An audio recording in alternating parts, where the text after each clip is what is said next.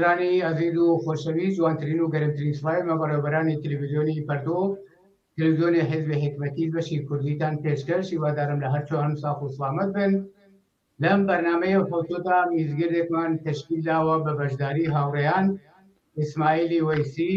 عەبدوڵڵا دارابی و ئیبراهیمی باتمانی ئەندامانی کۆمیتەی کوردستانی حیزبی حکمەتی سەبارەت بە ساڵۆگەری ڕاپەڕین یان خیزشی سەراسەری ئێران کە بەناو ژیان ئازادی لە هەموو ئەفکاری عمومی ئێران و دەرەوەی ئێران و دنیا بەم نێوە چەسپا و زۆر ناسراوە. هەروەکو ئاگادارن ئەوڕۆ 16 شەهریوەرە کە 9 ڕۆژی ماوە بۆ دەقیقەن ساڵگەردی ئەم ڕۆژە لە 25 شەهریوەر. هاوڕێیان هەرسێتان بەخێر بێن بۆ ئەم بەشە لە بەرنامەی ئەوڕۆی تەلەڤیزیۆنی پەرتۆ. سپاس بۆ تۆ بینەرانی خۆشەویست. سپاس بۆ تۆ مەختان لە اختیامە قاڵی اختامیشمەند بۆ هاوڕێیان عەبدوڵڵای دارابی و ئیبراهیمە باتمانی. سپاس هاوڕێ برایم تۆش دەنگی MBC ئەگەر دەنگی ئێوە تۆش ئۆکەی بکە بە بەرنامەکەمان دەست پێ بکەین. من لا نکتەیەکم نییە سڵامەکەنم بۆ ڕەفیقەکان و بۆ ئێوە و بینەندەگان. زۆر سپاس بۆ ئێوەش زۆر بەخێر بێن. هاوڕێیان نەرۆک و کورد معرەفیم کردیەوە بە ساڵگەردی خیزش و ڕاپەڕین 1401 لە 25 شەهریوەرە کە لە ئیتفاقا کەوت و ژینا گیانی خۆی لەدەستدا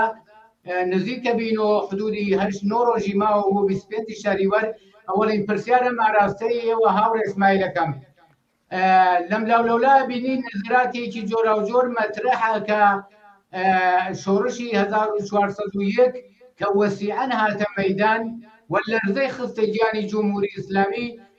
بازەوە دەکرێت کە سەرکوت کراوە خیزشی 1401 یا حتا بە جۆرێکی بازەوا کرێت کە خاتمەی پێ هاتووە ئەسەن معنا و مەفهومێکی نەماوە یعنی جمهوری ئیسلامی توانیوە بەسەر ئەو خیزش و ڕاپەڕینە سەراسەری و ناڕەزایەتیە موفق بێ. ئێوە نەزەرتان چیە سەبارەت بەم ئیدعاە؟ ئایا واقعیەتە ئەم شتەی کە باسە کرێت کە ئەم شۆڕشە ئەم ڕاپەڕینە ئەم خیزشە سەرکوت کراوە لە فەزای عمومی و مبارزاتی ئێستا ئێرانە ئەمە چەندێ جایگای هەیە و واقعیە؟ من بەتاکیدەوەیژەم قسەی بێجێگاکەن و ئەو نەوە لە بۆچوون و ئەو نەوە لە بەدخود و ئەرزیابیەکە لەسەر خیزش انقلابی 1401 کە تقریبا هەینە ئاستانەی دومین ساڵگەردیە ئەو وەختە ئەو ئیسلادەوانە ئەو قسەیوانە قسێکی بێ ئەساسە ئەو وەختە هیچ واقعیەتی نییە. بۆچە بۆ کە خودە علی خامنەی بەعنوان ڕەهبەر انقلاب ئیسلامی لە ئێرانە کە نەفەرە ئەسڵی بێساڵ ئیسلامیانە و كل نهادقل بإصلاح حكومة الإسلام إيران يعني يقول بإصلاح بخول كشوري ودشكري وإداري أو جورشتانية أو نيشن خوان معترف بسوا قضية على رغم تواو أو كشت على كان بإصلاح انقلابي زار شو سويكا أو شو بنمان ورك بإصلاح روج لسر وجهات لا إبراز وجودي شيء علني لا مشي وهاي متفاوت عليه موجودية الجمهورية الإسلامية في الوبانة وبيصح الأمر في الجمهورية الإسلامية الشبري الجمهورية الإسلامية بيصح أساس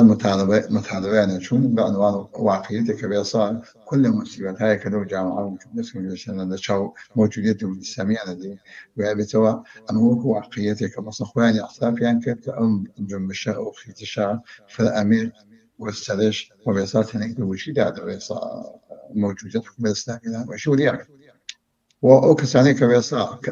كذب وكل جمل وكل أحزاب وكل سازمان وكل بيصات محافظ وكل هجراني كبينك لما نصك عني عن بيئة الشام شون واقعيتي هي واقعية جودة لا وجابة فوش بس بسوا شاكين كان انتخابات مسحك انتخابات طبعا انتخابات رئاسة الجمهورية كوقت يعني كل مردمي كبيصات الجمهورية الإسلامية كل مجهود فضينا وهذيك تشل مدينة فضلنا على الجمهورية الإسلامية كحتى أمريكا خذ الجمهورية الإسلامية كدانيا كمان كمثلا كدا شو سيم بدنا نفكر بيسبن بدنا نفكر كم تيجوا حتى بنيرو عمل دقيق قبول باشا تشل مدينة نفكر هشتاد دكتور الجامعة الجمهورية الإسلامية وتكنا الشيء بغي للتناوم وتتعلم إيش مثلا جلسين بغين زندان إعدام كردين نازانم بە شێوە هەیە شەر هاوردون جستانی جو فزای پندە ڕۆ عشر لە جامای جاتکات کە نمونەیە کە وەختێکی پزیشکیانیان نەسنۆ قدر خاوە کە تحت عنوانەوە کە بەسە بەڵکو جامعە متوهم بکەن لەسەر دەم قەزیە وشە بۆ کەزان موجودیت جمهوری ئیسلامی کە بکە خەتەر پایەگەن ئەساسی و حکوومەتەیە بەڵام ئبرام وجودی اجتماعی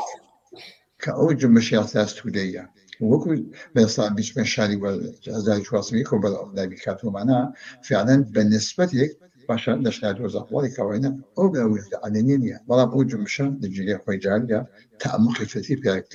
وقت متشكل لو عمق الجامعة متشكل بوجا معتقد بوجا بوجا مثلا جمهورية إسلامية أتواني السنقون كاوشي سنقوني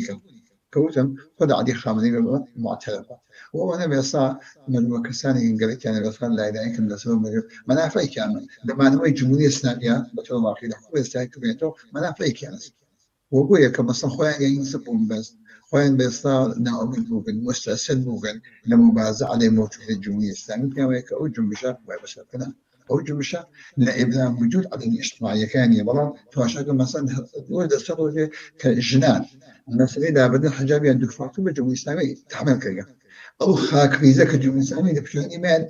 تسمين كذا معنا أما واقعيتي إني أكلي كابيصا لازم بفاقرتي يمكن لا بتوقع وأنا غير واقعية بأساسها فقط بإصلاح هواي سيدات كنا وهي تشوفيش فن دعني أبو جان من دعنا باسم هذا أبو دعنا ببورن هورا الله دربي بتوجه بويك خذشوا رافريني 1401 كمرزكاني تيكش كان لهمو دنيا دنجي داو والرزش خلصة سر انداماني كل سيستم جمهوري اسلامي اگر قرار بما نوي امارجب كين با او نقطة قوتانه او تأثيراتي او خذشبوي امارجب كامانا كيو دسني تسر كامانا بوچون وجهتك او جورانو او خذشلا سراسري إيران وجودي بو لطفاً لو بابته توضيحات زيادة بك نقطة قوة كان يسيبو فرمو أنا بس دوباره بو تو هاوريان إبراهيم وإسماعيل وهروها بينراني خوشويستي تلفزيوني بارتو قالك ما بقولهم ك أو اشتكر رويدا ودو صالو بيش يعني دو صالو 8 أجزريت خيزشي 1401 كجنان نقش كان نوان ك نتنيا جمهوري إسلامي نتنيا الدولة هاي سرمایه داری مرتجع لسطح خاورميانها بلكو كل دولة هاي سرمایه داری لسطح الدنيا شوكة كرد بوچي شوكة كردن همو دولتان سرمایه داری لسطح الدنيا دروكي جمهوري إسلاميان قبول كردبو كجامعة إيران جامعة كي مذهبية وجامعة كي مسلمانة جمهوري إسلاميان قبول كردوه وقبوليانه وبالآخر هو هالشيء ما بجوهيك يعني أو نسبة فرنية كالأوروبا ولا أمريكا ولا معناه تعطيني مذهب الدين والسنة هاي كون أمانة قبولية كان أمانة قبول كردوه كالولاتك إسلامية كالدولاتك كالدولتك إسلامية بطبع أوان أبو خلق إسلامي بيو وأم تأكل شنو وأم بالبركان يتنو تيجو بيوينه كجنان خلقانيان ليرانا بنظر منهم يعني شككت مسألة فوق العادة مهم بو ولا تقريبا بو مسألة جهاني ولا سطح الدنيا دنياهو لا هم شون دنياهو بناوي أو شورشو مشورش جنان ليرانا بالآخر زور شو حتى لبارلمان كان أوروبا نيو أندراو قصوباتي لسر أكرا وانتا حدودكيش استشهاد بردوامه من قالك ما هو بلمك أما اشتكي غير منتظر به جمهوري إسلامي نتنيا الشوكة كدبالكم ما تشي كدبراسي ما تكدبو انتظاري نبو أجر شي جنان لتشلو بيان صالي الرابردو تاو كويسا لقامتي قولوا بشوك آخريكي مبارزا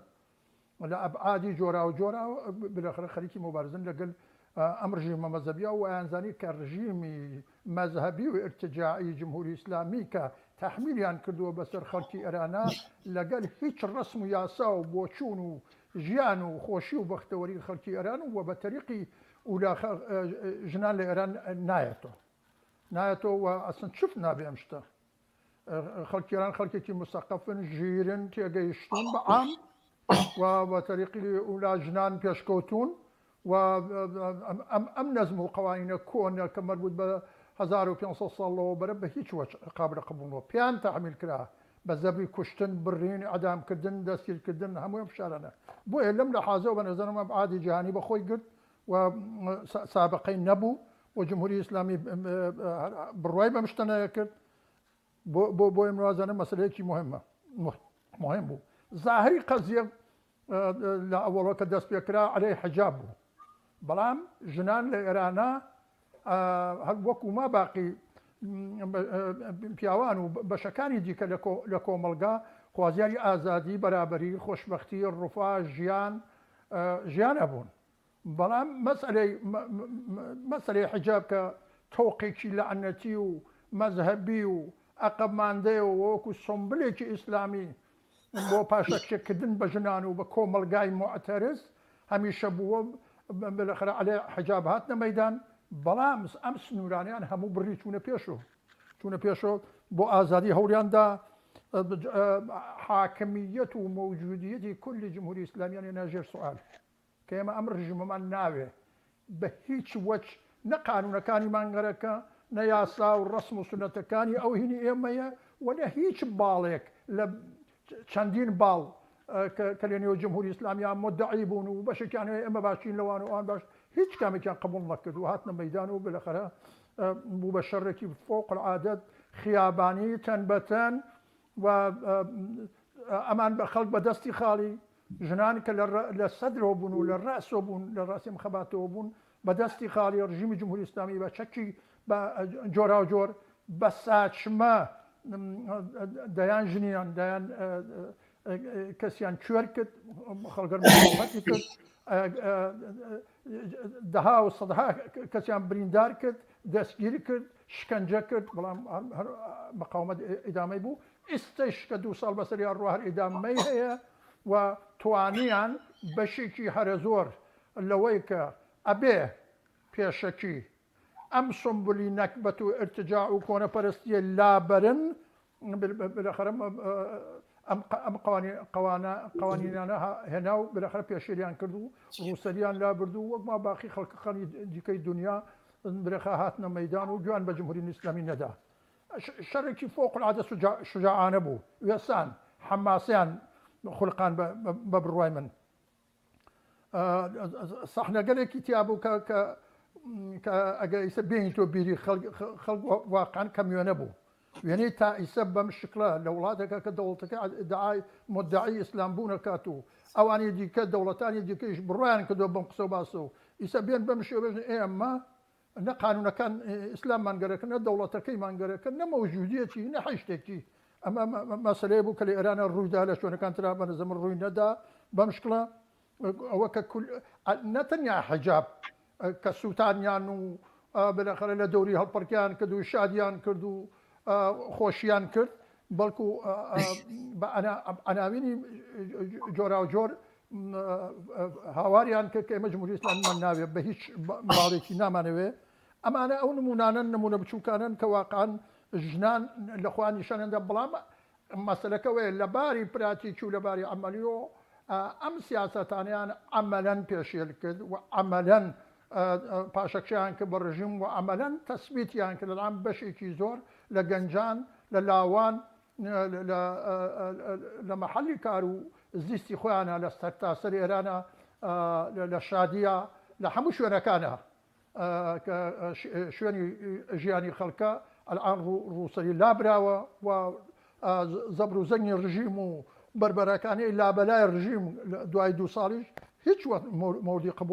مەوردی قبولیان نییە و گوێ پێ نادەن دۆزیحەکانت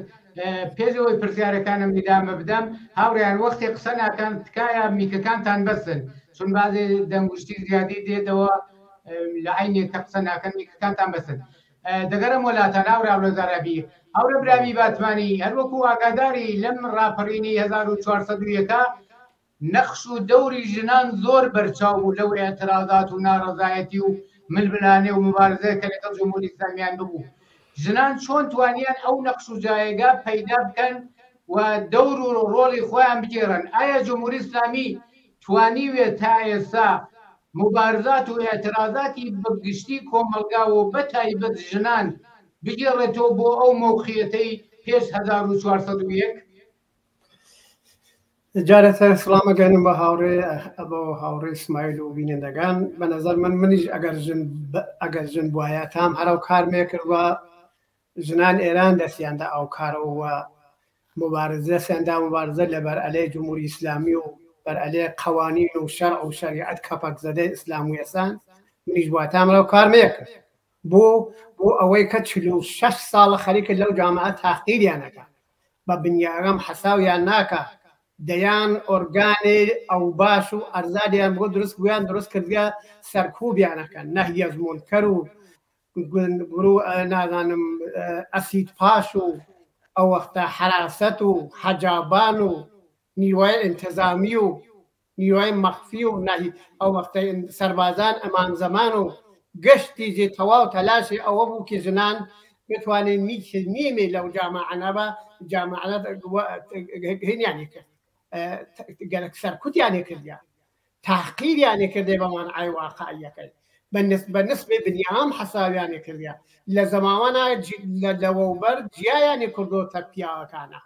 لە ئەکار و لە ئەدارات و لە ئەستەقدام بۆ نالبوو لە شرکەتەکان و لە ئەداراتە کەمترین نیروەشمان وێنە لە دانشگایە گەرەکی جیانەوکە مەدارسی جیاوە کرد حەجابێ کردە سەر مناڵ 7 ساڵە ازدواج شرعی تجاوز شرعی بە کودک هەمسەرین کرد ڕگەرگایکی ڕەواج بە سیغەی دروست کردی و بە نەوعیتر بوو پۆڵ دەرهاوردن. یعنی ژنان لە ئێرانە ئەسەن کولەن لە بنیاد جمهوری ئیسلامی و فەرهەنگ و سنەت جمهوری ئیسلامی زد ژنە ئەمە هێن ئیمڕۆ نییە هێن 1500 ساڵە. ئەمە ئیمڕۆ دەسەڵات سیاسی ئیسلام سیاسیکی لە خاوەڕمیانە متعاسفانە هەنووز خەریکە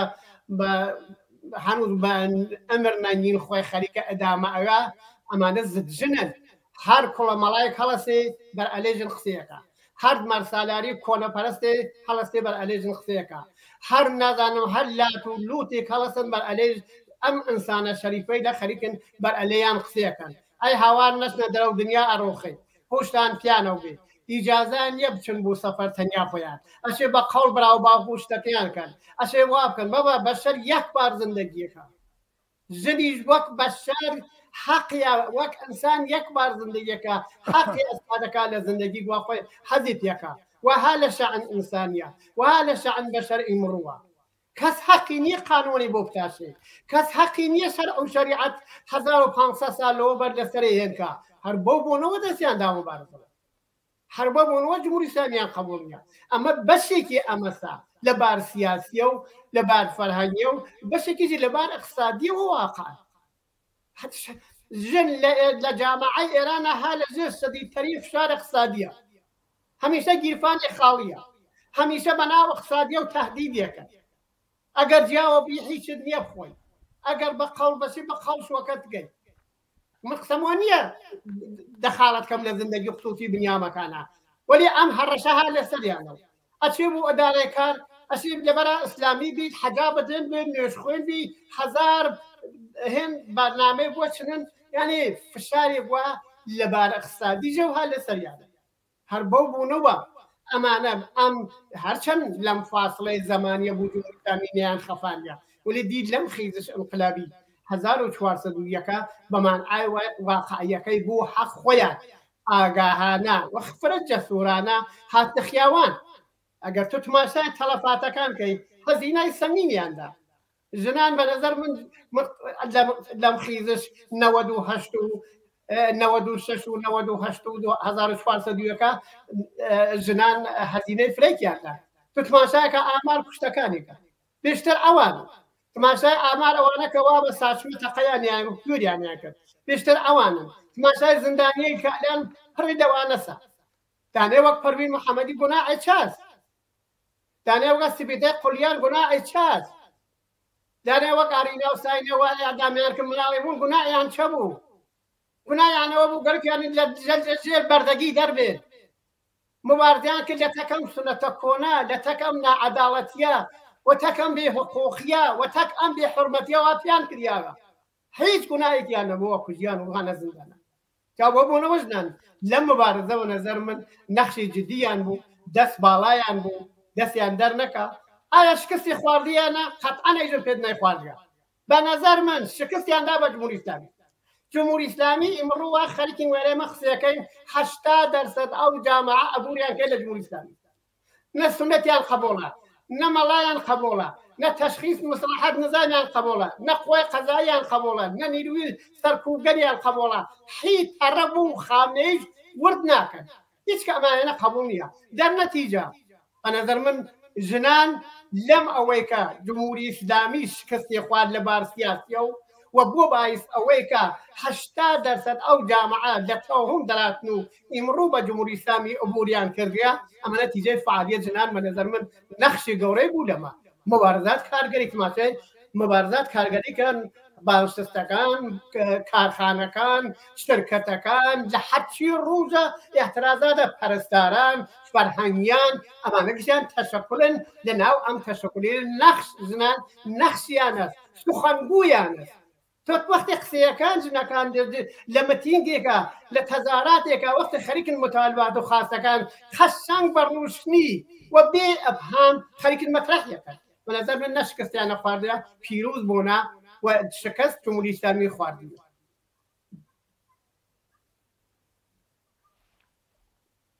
دنگت بسرا و عبد بیان ببوره خومی که کم لبیرسی او رسمایلی ویسی هلوکو آگاداری و دبینین و دبیسین نظراتی عمومی لبتنی جامعه و لبینی زوربی زوری خلچی آزادی خواهد و برابری طلب و فعالین و جریانات سیاسی ام بحثه دکره و ام شتا ارزیابی کره که جولانوی سرنگونی دوباره دیتا و میدان که ایزا علای مکانی ابینینی چه لوانی که نشانی دام اعتراض و مبارزه نگفتی نکردو و وسیعا لمیدان اعتراض و مبارزات و اعتصابی پرستانانا ام نظره ام وشونه بر اثر تجاربی که تجارب و درسایی که لخیزش و رافرینی 1401 خلچی و کوملگادش به جمهوری اسلامی هنا حتی میدان و مبارزه کرون نشانیان دا اعتباری چی کسب کروا برای تو جیان لم فضا و وزگت و تجاربانه سرکوتنی ام جولانوا ام اعتراض و مبارزه خلچی کوملگای ایران لابعادی وسیع و هملاینه دا لگروی چیه بو سرنگونی جمهوری اسلامی بله من تأكيد كم نسلم سؤالا من جزء بشمل بيصل جريان انقلابي ومبارزة كل جامعة على موجود جمهوري الإسلامي تأكيد سؤال كأم جنبشين نكتيتو مان أم خيلشين انقلابية أم جنبش بيصل بشيوي يعني جمهوري الإسلامي يسوي هذا جريانا نكتيتو مان هذا جريانا نقد متفاوت بين الاتفاق المسؤولية بإصلاح مبارزات برستالان هز بعض اشتغال المعلمين هز تواشى مثلا مبارزات مثلا بشاي متفاوتة شون قد توليدي بإصلاح بشاي متفاوتة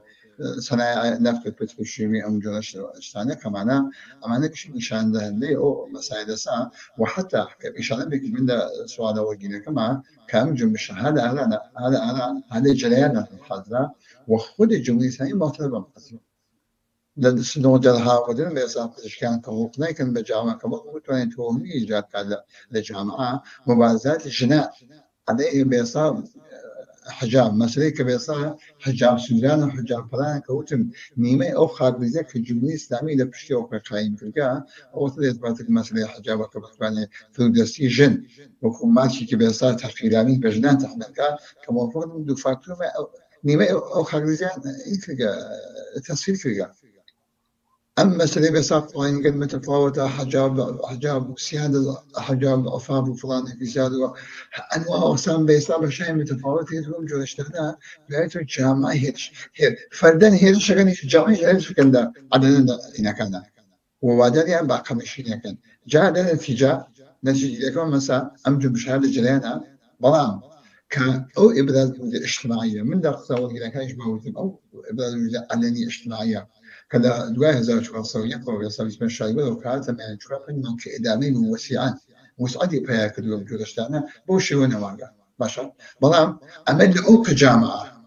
لبتني جامعة كوجود ياس وكهيج كامله خاص من طالباتي كمسك هو وجود بلا وجود له ثابت واني كما قلت معلوماتي الله بلا محافظة الله بلا عملي كمثلا وجود ياس ومعنى ذات يعني دائما بس عبان هني كذا وسط ذات يعني مثلا كبحر لباش بحر من المدرسة وتواب شيء ما وداني شيء وانيا أما هلا وانت أما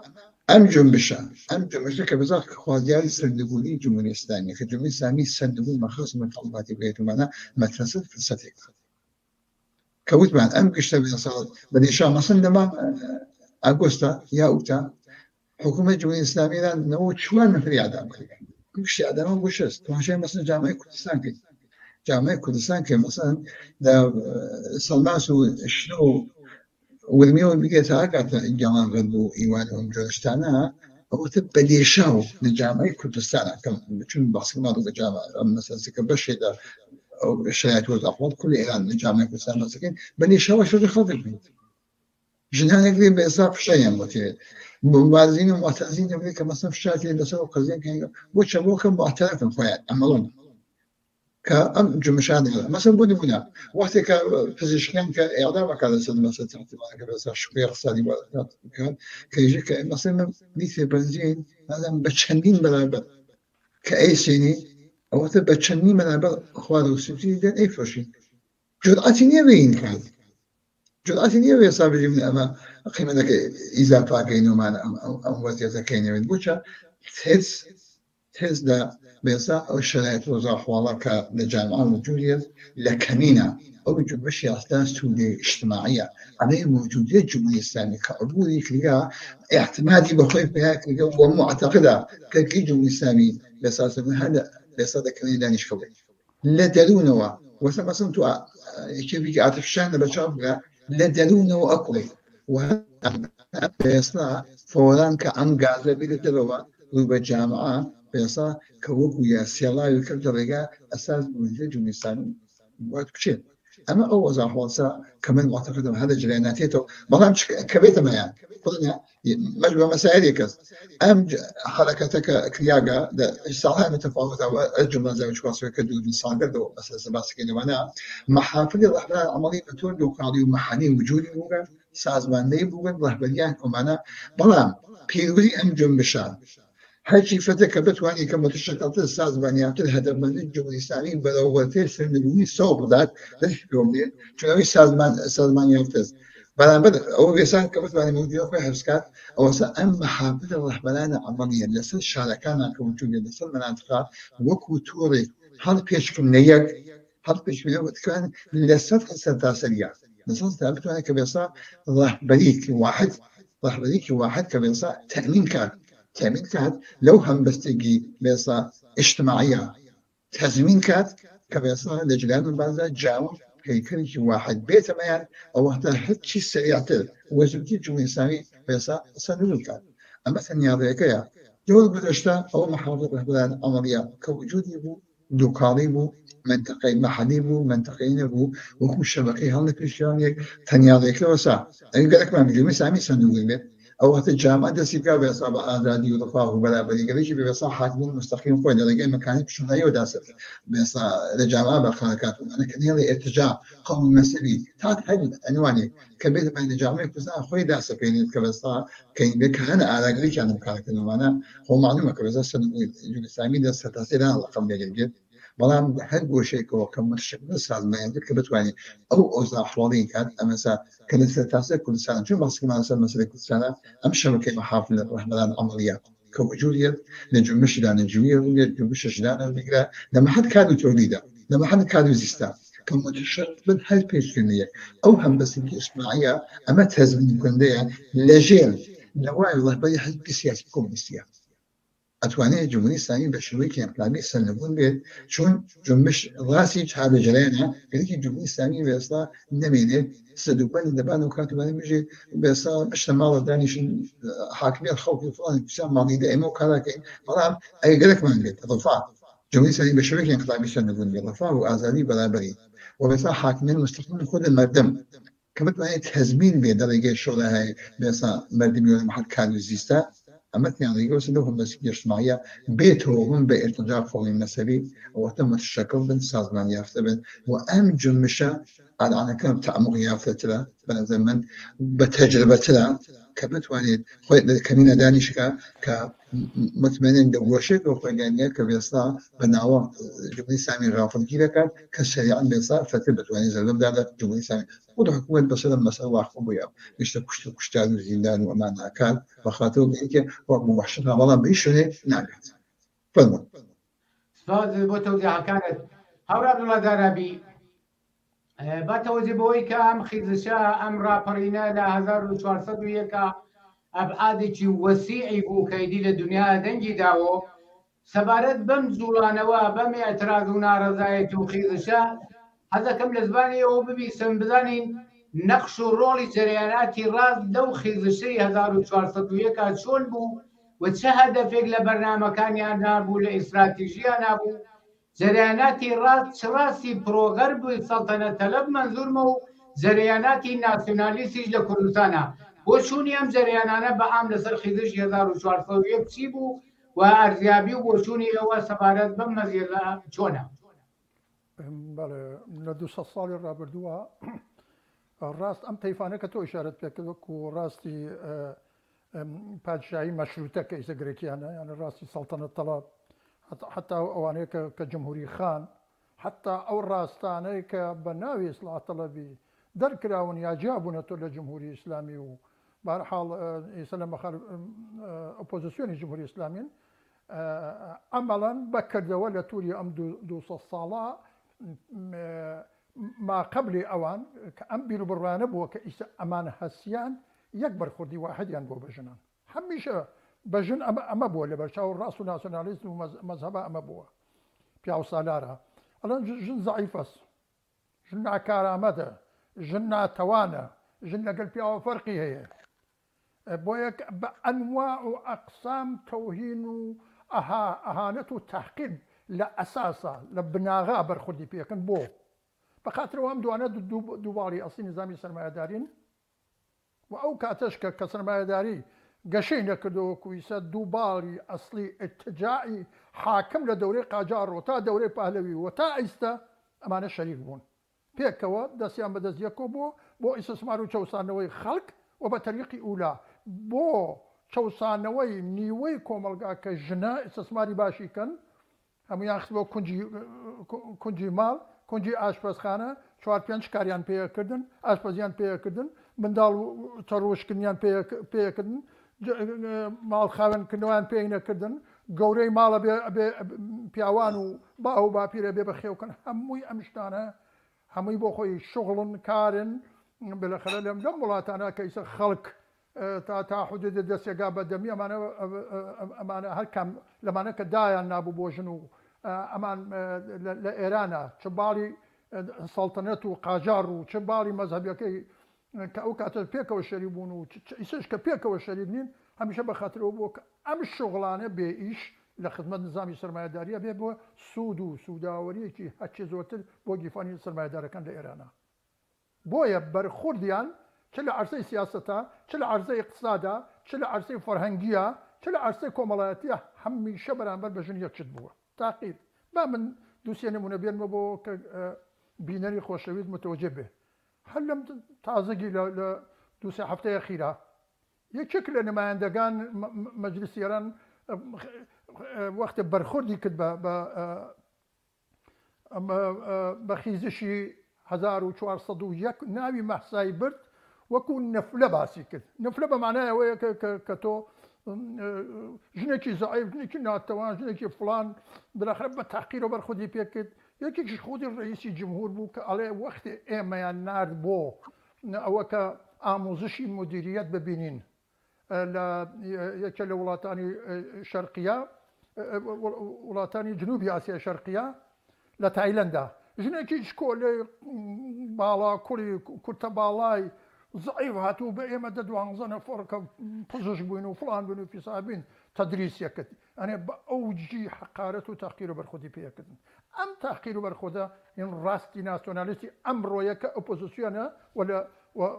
و بە زۆری لە دەرەوەیە و یا حتا لە ناوەیە و مدعی ئەوەسە کە بالاخره جمهوری اسلامی نەک بە قیامی خەڵک نەک بە شۆڕشی خەڵک بەڵکو ئەمریکا لای بە ئەوروپا لای بە و خۆی بچێتە جێکردی یەک شتن تۆ ناتوانانی پیا و سالار جیاکەی تۆ لە کابرایەکی مەذهبی کە معتەقدە ئەبێ قوانینی 1500 ساڵەوە بەربێتە پێشەوە بۆیە ڕاستەکان لە دەهمان و یەک ساڵی 1401 بەرخوردیان نسبت بەو شۆڕشە نسبت بەو خیزیش ئینقلابی شۆڕژگەرانە عینەن پێچەوانەی خواست و داخوازی ژنان بوو ژنان بۆ ئازادی و خۆشبەختی و بەرابەری هاتبوونە مەیدان قسەیانەوەیە کە لەگەڵ پیاوان لە باری حقوقی و اقتصادی و یەک بن وەک یەک حقوق بگرن حەقیان وەکو یەک وابێ لەباری سیاسیەوە حەقی دەخاڵەتکردیان لە چارەنووسی خۆیان و وڵاتەکانە ببێت لەباری فەرهەنگیان نەقشیان بێت کە فەرهەنگ چۆن تەسیسە بێ و بنیادەکەی چۆنە بێ لەباری کۆمەڵایەتی ئەبێ دەخاڵەتکەن یعنی لە ژیان ئەبێ دەخاڵەتکەن هیچ کام لەم ڕاستانە لێرە هەموو تەیفەکانی وتم چه ئەوانەیە کە پیانەڵەن ڕاستی پادشایی چه ئەوانەیە کە پیانەن جریاناتی جمهوری خاچ چه ئەوانە کە خۆیان بە ناوی ئیسلاح تەڵەب بنوویسە باوەشیان کردو بە غەربا کە بالاخره کارێکیان بۆ بکە هەمویان بەرخودەکان یەکێک بوو تەلاشیانە کرد دانەدانەیە کە لە جنسی خۆیانە و ناوێکی هەیە ئەو ناویە زلۆکەن و گەورەیکەن و حتا جایزەی بۆ بگرن جایزەی بۆ بگرن لە ئەوروپاشتا بەرجەستەی کەنەوە بەرنەفعی ئەهدافەکەی خۆیان یعنی ئەگەر سۆزی ئەمانە شانسی ئەویان بێ بچنە دەسەڵات هەمان قوانین اجراکەن کە ئیسە مەوجودە ڕەنگە نەتوانن نەڕەنگە کۆمەلگا ئەجازیان پێ ڕووسەرین کەن بەڵام لە عەرسەی اقتصاد و لە عەرسەی سیاسەت و فەرهەنگ و کۆمەڵایەتیە عینی شت بەرخورد دەکەن بە ژن بۆچی بۆ لە پشتەوە سەرمایە خەوتووە لە پشت ئەوە سوودێکی زۆر عەزیم تۆ تماشای کۆمەلگای ئێران کە ژی 80 ملیۆنە 90 ملیۆنە نیوەی ژنە لەبار کەمیەت و حتا ممکنە زیاتریش ئەمە وەختی ئەچێ کار ئەکا حقوقەکەی بەرابەر نییە لەگەڵینە حتا لە ئەوروپا بەرابەر نییە هەر لەم ئەوروپا کەیسە ئێمە دانیشتون قسەکەین لێرە زاهر بوون حقوقی بەرابەری ژن و پیاو یەکێک نییە بەڵام بۆ وەحشەتە نییە کەیسە لە ئێرانە و لە وڵاتانی ئیسلامیە واقعاً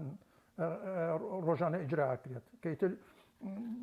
لە هەموو لە حازێکۆ ئەهانەتیان پێەکەن تاقیریانەکەن هیچ قوانین و مەرزێکیان بۆ دانیانیان کە بێژن بەبیجار ئەهانەتکردن بۆ ئەهانەت بە ڕەنگ بە پێس بە باڵا بە قەد بە ئەندازە ئەمانە هەمووی تەوهینەوە ئەبێ محاکمە بکرێ بێت جرمتکەن ئەمانە نییە بەڵام حقیقەتەوەیە کە بەرخۆردی ڕاست لە تووری ئەم تەزاوراتانە لە تەواوی شارەکانی ئوروپا و ئەمریکا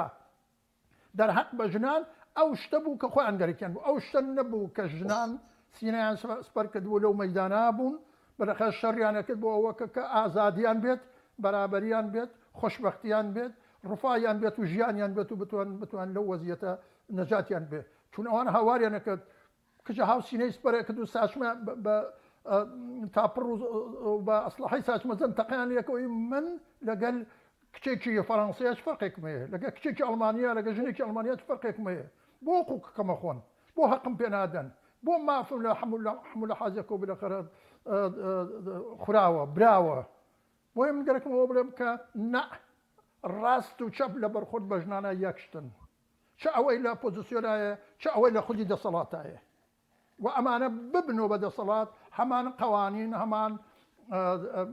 ئەوەی کە مەگە دەسەڵاتیان نەبێ ئەوە جیایە ئیسە تۆ وایلاتەوە ئیسە ئەو یەک ساڵ خەباتەی ژنان وای کردووە لەعان ئەکسەریەتی ژنان ئەکسەریەتی لە دانشگاکان لە شوێنی کار و ژنان سەریان ڕوتە قانونی جمهوری ئیسلامیان تێکشکان وردو خاشیان کردووە لەعان بالاخره ئەوێسن و ڕۆژانەی شەڕەکەن لە مەیدانان و شەڕەکەن ئەوە جیایە ئەوە بۆ هەر حکوومەتێ بێەوە سادقە بەڵام وەکو قوانین نە وەکو قوانین گەرەکیان بێدایبن هەمیشە ئەویانە نەزرایە کە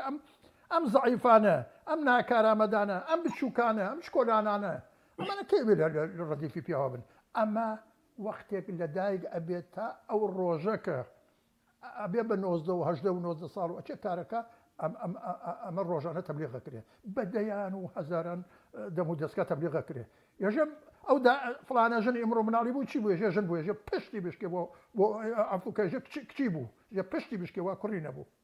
لەو کاتەوە هەتا ئەچێتە مەدرسەوە تا گەورە بێت تاقیلەکەن بۆ یەکشت بۆ ئەوەکە کەواقەن هەم لە دایکەکە چوار کارکێشنەوە هەم لە هێنیش ئەم لە خودی ژنانیش بە باشترین شێوە ئیسtismarکن بۆ سوود و سووداوەری خۆیان. سوال بۆ تەوزیحەکانت هاوڕێ برامی باتمانی لە تەی ئەو 2 ساڵەی ڕاپەڕینەی خێزشی 1401دا ئایا ڕژیم توانیوە کولەن جەوی مبارزاتی و ناڕەزایەتی عمومی لە کۆمەلگا و بە تایبەت مبارزاتی ژنان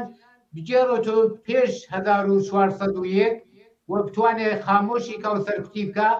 و بدونێت دەغدەغا کۆمەلگا زیاتر بەرەو نابودی و هەڵدێر و فەقر و فەلاکەت و نابودی ببات؟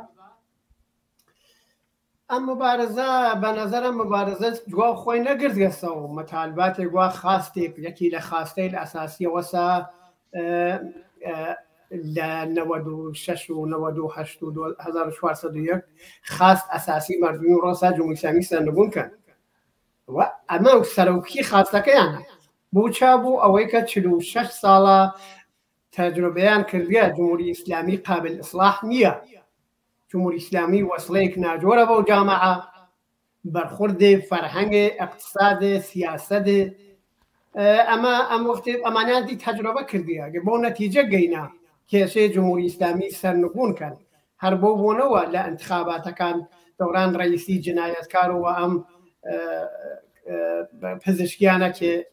تەواو قسەکانی هەیە نەهجەل بەلاغەی عەلیە لەمەی نیشانیاندا نەچوونە پای انتخابات و جمهوری ئیسلامیان بەمانعای واقعی قبول نییە و لەم ڕژیمە عبور کردیاوە و دیارە مبارزەکە ئەدامەی هەست ئەوەی کە جمهوری ئیسلامی تەنیا شتێکی بوو ماوەسە و بە نەزەر خۆم ئەبزار سەرکوبیە ماشین سەرکوبیە فقط ئەوەیە بوو ماوەسە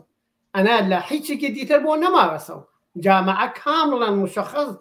قەشەنگ ئەزانێ سەف خۆی و تەک جمهوری ئیسلامیە جیاوە کردیە ئەزانێت دشمن ئەساسی سەرۆکی جمهوری ئیسلامیە زەدی کامڵەن جوبهەکان مشخصە بووە مردم جمهوری ئیسلامیان بە هیچی قبول نیەبی هەر بۆ بوونەوە ئەم خیسە ئەدامەی هەست بۆ ئەدامەدانەکەی ئەوەی کە دوای معلومە بۆ دامەدانەکە شێمە خۆمان سازمان بین قبل از هەر شتێک لە خۆمان بە ساحێ و جامعە بزانین طبقەی کارگەر کە نیروێ ئەزیمە بە خۆی و خانەوادەیەوە تانەمیژم 60% جامعە است دانشجوێ دانشکاکان کە هەر بازم مناڵم کارگەر و زەحمەت کێشەنە فەرهەنگیان بازاڕیان ئەو ئینسانەی چەپ و کۆمۆنیستە ئینسانەی ئازادیخوا و بەرابەری تەڵاب ئەو کەسەی لەوا دڵیان نەسوزی بوو ئازادی بوو زندگی خۆش ئەشێ بە ئەم دەپە بە بەرنامەیەک بە بەرنامەوە بە پلانێک و بە دروست بێ نەخیاوان بە قودرەتەوە بێ نەخیاوان بە شکلێکی چوون ناوێ ئەو نەهەزینە بن 3 بار هەزینەیان داوە 3 دەفە حمڵەیان کرد دەرەقەت جمهوری ئیسلامی ناتن وازانم تەجروبەی ئەرزەندەیان بوو خۆیان ڕەهبەران عەمەڵی ئەزانن ئەم دەفە وەختی وارد مەیدانەون دیارە دەستیان خاڵیە ئەمە نیرو ئەزیمێکە گەرەکیانە ئەم دەفە وارد مەیدان من ئەشێ بە بەرنامەوە بە سازمانە و بە نەخشەوە دەسێ پێ بکەن وانەوەی فقط مەسەڵەن توێرە بەرچاو ئەگەر لە شار سنەوە شارێک گەورەست 1,600,000 نەفەر دانیژن جەمعیەت هێز دەقیق نازانم وەلی ئەیژن لەو خیزە انقلابیەت وا فکرەکەمەوە 100,000 نەفەراتە خیاوان فرەکەمە ئەگەر لەم 1.5 ملیۆنە 1 ملیۆنێ بێتە خیاوان هیچ قودرەتێ هیچ نیروەی سەرکوبگەرێ هیچ جنایەتکار و دیکتاتۆرێ ناتوانێت خۆی بگرێت لە تارانە هەروە لە ئەسفەهانە هەروە لە شیرازە هەروە لە کەلانشارەکان هەروە لە تەبریز هەروە بۆ بوونەوە ئەسێ تەواو تەلاشیان ئەمە بێ ئەم نیروە قانعکەن ئەم نیروە سازمان بن و حەساوە دەستیان نابێ ئەچین بۆ شەڕێ دوژمنەکەمان تا دیان مسەلحە ئەچین بۆ شەڕێ وەتاک حکوومەتێکا دەرگیرین وەتاک هیتلەرە هیچ فەرقێکی نییە ئەچین بۆ شەڕێ وەتەک جەماعەتێک کەپەک زەدەی ئیدۆلۆژیکە دەرگیرین کی بووێ لە ئەنسانیەت ناوەن بۆ ئەوەیە کە بتوانین سەرنگونەکەین و هەق خۆمان دەربین و لە دەست ئەم زندگی نەکبەتبارەوە جمهوری ئیسلامی بە مردم تەحمیلی کردێ بە کول جامعە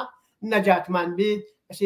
بەم شکلە بچینە بەرەو ئەمرە ناوێ سادە بیگرین و منتەزر کەسێ بین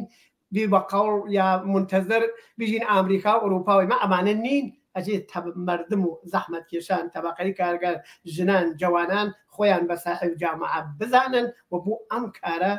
بە ئامادەگیە و دەست بەکاربن بوو سەرنگونی جمهوری ئیسلامی زۆر سپاس بۆ تۆگاکانت هاوران ئەم پرسیارەم ئاراستەی هەر سێتانەکەم بە تەرتیب ئیسماعیل و هاورابڵا و دواییش هاور ئیبراهیم جواب بدەنەوە بەڵامێکی 4 دقە زیاتر وەختمان نەماوە کولەن 12 دقە وەختمان نەدا پرسیارەکەش ئەمەدا عەلارەغمی ئەم بنبەستانەی جمهوری ئیسلامی بە هەر لە حازێک و کەیەوە زۆر نمونەتان باس کرد و ئەو فەرزای مبارزاتی و ئێعتراز و ناڕەزایەتی کە لە کۆمەلگایە دەکوڵێ و جمهوری ئیسلامی سەر لێشێوا و داماوە حتا لە سەتحی بین الملەلیشە دووچاری گیر و گرفت و ئینزوا و تاقبوونەوەدا ئایا دەوڵەتی پزیشکان و هەروەکو ئاگادارن دەوڵەتی پزیشکان حدودی چەند هەفتەیەکە بە ئیسلاح دەوڵەتەکەی تەشکیلداوە و وەزیرەکانی معرفی کردووە و شروعیان کردووە بەکار و هەرو سیستمەی کە پێشتر جمهوری ئیسلامی 40 چەند ساڵ بووە ئێدامەی داوە ئێوە موقعیت و تەلاش و تەکاپۆ و ململانەی ئەم دەوڵەتە چۆن ئەرزیابیەکەن ئایا ئەم دەوڵەتە بە ئیسلاح دەوڵەتی پزیشکیان لەگەڵ دەوڵەتەکانی پێشووی جمهوری ئیسلامی تەفاوەتیەدا فەرقیەدا بە تەرتیب فەرمو هاوڕێیان ڕعایەتی وەختەکە بکەن یەکی 4 دقیقە فەرموون بەنظرم هیچ تەفاوەتێکی نییە ئەمە ئێدامەی هەمان سیاسەتە بە ئیسلاح ضد ئینسانی سەرکوبگەرانە و استثمارگرانەی حکوومەت ئیسلامیانە کە تایسە وجودی است کە بە ئیسلاح جامعی بەرەوە گەیانگە کە بە ئیسلاح تەسلیمی گەبت ئەم حکوومەتە بێت سەرنگون بێت بڵانە ئەمە عەلارەغمەوە کە مەسەن کە تێن تەلاشەکەن لەسەر وەزیرەکە بە ئیسلاح چێرە و ماهیەتێکی بدەن بە مەجموع مەسائلانە حتا نەهایەتەن کە مەسەن تواشەی چەند ساڵم بوو پێیان دەدۆشتا بوو کە مەسەن هاتەمەیە کە بەسەی عەدەمی کەوتیان هذا مسألة هي نوشتا إصلاح طلب أسلوب ذي قسم ماجرا هذا وعن الجامعات اسمه خير قدم جلشتانا أم جناح بين وجناح بين بيصاقري كان بلاك بس اللي بينهم جلشتاني شنو كيمياء أما إدامة همان سياسته همان وزيرته شون كل يعني الجملة بيصير مقصودة پزیشکان یکی لو کسانی که تحکیم و تصویر حکومت اسلامی لنا وتحمل قشت مصيبة ذلك الجامعة وجود فقط فلا كان داري نبوني موخيت بيصلنا على بال كل منطقة كل عدم قاد بيصل ثلاث بو تأخير نهاية كنا بيصافي دستي جن الجامعة ما له نخشى تواشاك المسؤول پزشکیان زمانی که مثلا دانشگاه پزشکی طوری زبوجا بلوا كخميني فتوى واكب سجدان محجبة كان حجاب كان سيام مزال بلوا كأكبر جنجي أوصالهم من لتالنا كبونيس روسيا بشتنا ببونيس بشتنا تول إجنانا كباسيان كلوا معنا لنا أم شو أرازو وباش منطقي هيك يوم جوستانا كشون خوي معترف به دانشگاه بدأ شبكانه دعايته بو تحميل السياسة غير ارتجاعي وتحميل حجاب بجنان لازم باشه وشمع بدل بيصير سكيب كشته بالجامعة أنا كسكيا واصل توجه كان صالح صال بيصير لما عندي مجلس الشرعي الإسلامي بقى دعايته لما بيصير نايب رئيس بقى معناه كسان كيوانا خوش يجي من للسياسة بيصير هذا خبروش خامنئي وودي فقيه ودي فقيم لو الزوج لكل راس شكات زوج معنا وهم سياسة كده يكون بس كده ما بدأ كانت هاي أم سياسة كده أم وزارة حوالي بس هو أبينا معنا كهنا كده هيش تفاوتني وهيش ناتوان هيش اللي قال بعزبوني بو حكومة الإسلامية عن نبال بأساس سياسي اقتصادي اجتماعي فرينيون يبدو سنقولوني نبي خوان زان كبويا أزان أنا دو قد حس دبل عليكم يساقن جمهورية إسلامية بتوه إمكاناتي وبتوه دمو دسكاي وبتوه دمو بأساس تاوي كبوي كرياقا كبيكاتو أم جلشتانا على عنكا وحز بقاي خوي بأساس تلاشكا جامعيش بتوه إمكاناتي متشكل بوجه سازمان تسليمي قبل سنقولين الحكومة وأمنع هي شيء ناكاد بجوز وقت تلاشكا كبيصات شن صباحة عمر بو حاكمية النانجين حكومة الإسلامية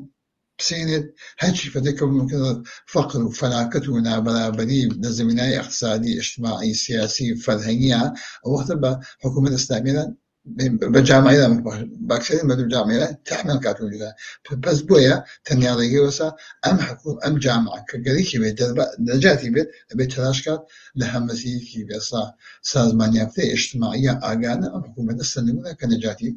أم تنياري هيش تأثير مثبتي بو بيصا مردم الجامعة نيا زور سپاس هاورا بفرمو تۆ 4 دقه وقت فەرموو میکەکەت بەسراوە هاورا بە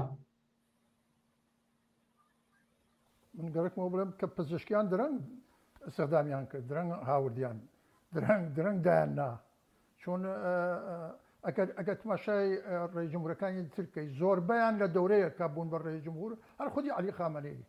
حتا دەورەی خاتەمی و دوای ئەویش لە دەورانێکا بوو کە نەوت و گاز لە ئێرانە لە دەورەی مەحموود ئەحمەدیژادا 900 ملیار دلار بوو 800 ملیار دلار بوو هەر بە ئەقرار خۆیان والدورة هنيش نبو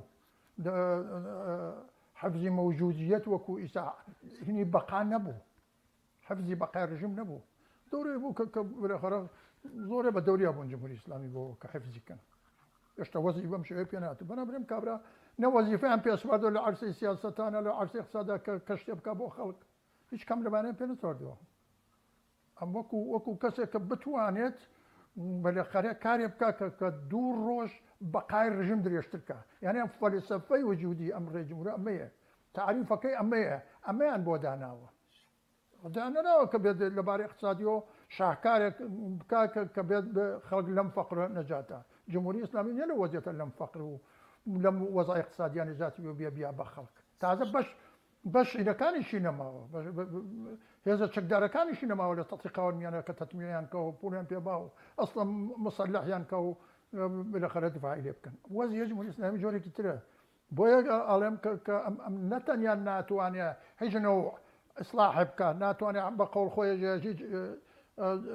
خەلەیە پڕۆ بکات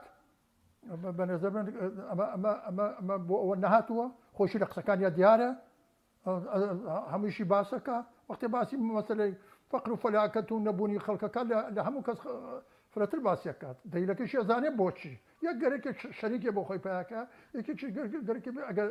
بەلاخرە هیچیشی بۆ نەکرا فرە لەسەری نەسکەت و حەسیب نەکرێت بۆ نەخێر ئەم ڕژیمە ئەم دەوڵەتە کە مەسەپەرستی ئەم ڕێژمهورە بەتۆر پزیشکیان کە دایناوە خودی خامەنەی بە نەزەر من ناتوانێت هیچ نەوە جەڕاحیە کە خۆی باسی لەیەکە بیکە ناشتوانێت لە حەفزی بەقا ڕژیم تەمەن درێژکە ئەتوانم بڵێم لەوانەیەک واخەناخین ڕێژمهوری ئێران بێت بۆی وازانم چوون ئەمان وتم لە عەرسەی سیاسەت و اقتصاد و فەرهەنگ و ئەمانە هیچ شتێکی پێ نییە هیچ شتێکی پێ نییە وتم خۆشی هاوارەکە کە هیچ شتێکی پێ نییە بۆیە نا ئەم ڕژیمە هەر بە ناکامی متەوەلد بوو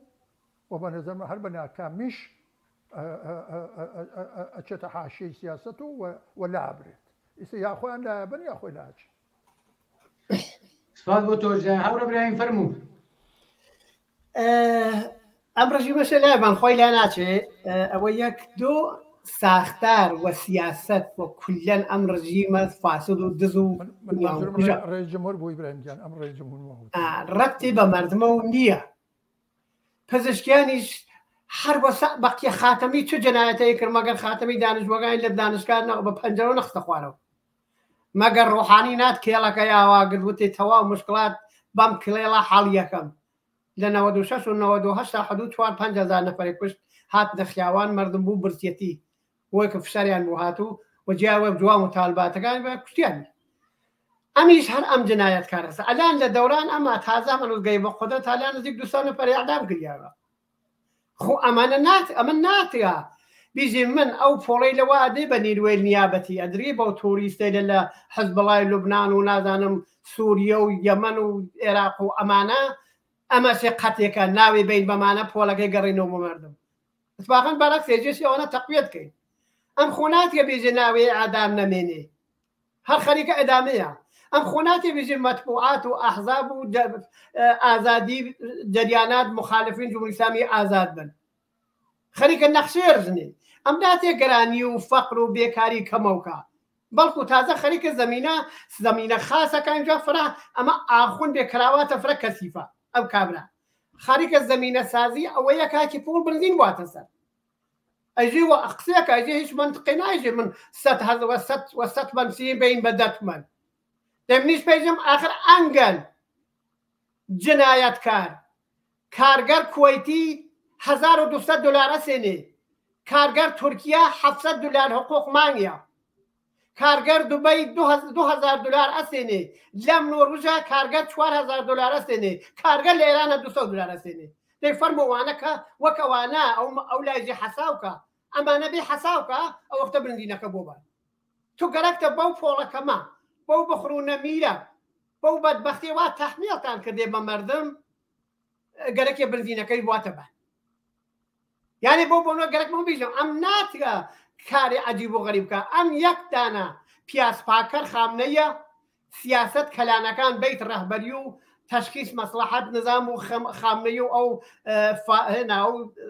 سەرمایەداران لەسەرەوانەوە تەواو دەسەڵاتها لە دەستیان و سەنایە ئەو منابع ئەو مەملەکەتە بۆ خۆیان تەقسیمیان کەسە بین خۆیانە ئەوانە تەسلیم مەگرن ئەم هاورد نەختیان زەبەرە و بێ ئەم قسەی دەکەن قاغە دێرە بێ دەوانە زیاتر لابا لە خەت قرمز لابا یەقەیەگرن دەرنەتیجە مردمش ئەمزانن خۆشبەختانە مردم ئێران ئەمەزانن هەر بۆ نەڕێیان پێنەدا اینجا مردمەشی کار خۆیان کرد ئێمەشی دی کار خۆمان کەین باوەتی وا من قسە چوار قسەیەکە مەسەڵەن ئەرێمە پۆڵمانیە چەمە بۆ چە پۆڵت نییە 1000 دانە ئۆرگانیان سازمان داگە بەبەی ڕەهبەری مەستەشیر مەسلحەت نظام بە بنیاد شەهید بە نازانم بە ئەدارەی ئەوقاف بە بنیاد ئیمام خوێنی بە چە هەزارها دانە هەمان پۆڵە بەشەوانیەکە بێ ئەوەیە ئەم ئۆرگانەی یەک زەڕەم کاری مثبەتی بۆ ئەو مردمەکەن تەواو کار و کۆنتڕۆلیان بۆسە ئەوەیەکە بزانین تاڵی موسەر ژن هالە درەویانە دەرنەتیجە ئەمانە گشتیان یەکێکن ڕەبتیان بە مردمە و نییە گشتیان خەریکن سیاسەتەکان جمهوری ئیسلامی ئەوەنە بەرەو گەرەکیانە جمهوری ئیسلامی حەزکەن بە هەر قیمەتێ بۆ ئەوەیەکە کەپتە سەبان سووەت و سامانی باداوەردە و مردمیش هەر خەریکن زەجرەکێشن و بەد لە بەدەست بەدبەختیە تا بۆ بۆنەوە بە نەزان من ڕێ هەر درست و ئادرس سەرڕاستەرەوەسا ئەشی جمهوری ئیسلامی سەرنگون کەین و هەمیشە و خۆمان بە ساحب جامعە بزانین و بتوانین حکوومەتێ بینە سەرکار کێ بتوانێت لە ئایندە لەم وەزیەتە دیبوومان تکرار نەوێتەوە پێشنهادەکەمش بوو تەواو مردم ئێران بوو کارگەران بوو جوانان ئەوەسا لە دەور کۆمونیستەکانە جەمە بوون تەنیا ئالتەرناتیوی دروست کۆمونیستەکانن حەقانیەتیان هەست بە تایبەت حزب حکومەتیست یەکی لەو حزبە جدیەی لەسا و کارنامەی ڕۆشن و دروستێت لە مقابل جمهوری ئیسلامی و ئەحزابەی لێبوا خودفرۆشیەکە زۆر سپاس هاوڕێیان بۆ تەوزیحەکانتان و بۆ بەشداریتان لە بەشە لە بەرنامەی ئەو هەفتەی تەلەڤیزیۆنی پەرتۆدا سپاس بۆ ئێوەیشمانی نەبن زۆر سپاس بینەرانی و خۆشەویست بەم جۆرە هاتینە کۆتایی بەرنامەی هەفتەی تەلەڤیزیۆنی پەرتۆ لە هەرچوان ساخی و سڵامەتی و موفەقیەتتان ئارەزومانە شاد و سەرکەوتوو بن